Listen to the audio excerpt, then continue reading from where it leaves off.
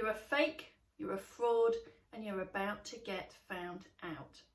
Is this something you tell yourself on a regular basis despite all of the evidence and all of your achievements otherwise?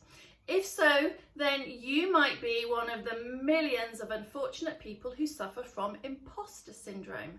Now, imposter syndrome is caused by all of the things you're told or things that you learn along the way about your own self-worth. And that becomes tied up with achievement. And then so you're always achieving, the problem being that when you do achieve, you completely discount it and you're on to the next. Now, this is like a vicious cycle, and when you're trapped in it, it can lead to high levels of stress, anxiety, overworking, working long hours, and ultimately burnout. I know, I've been there. On top of that, in amongst everything that's happening, the problem being that imposter syndrome is exacerbated by change or challenge. So it might be in absolute overdrive right now. So what to do about it? Well, luckily there are 3 key techniques that I use myself and also I use with my clients. The first one being is to create an evidence folder.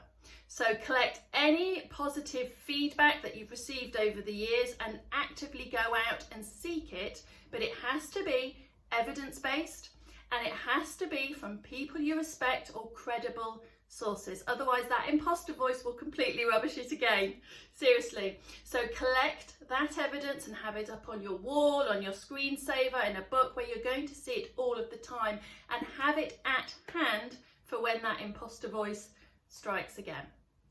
Second tip is to distinguish between what actually has you be a fake or a fraud, or whether actually it's just a skills gap.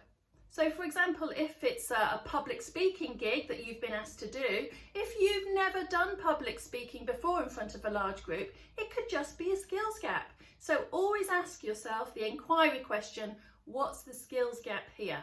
And if there is one, go and upskill yourself. So go and get some public speaking training.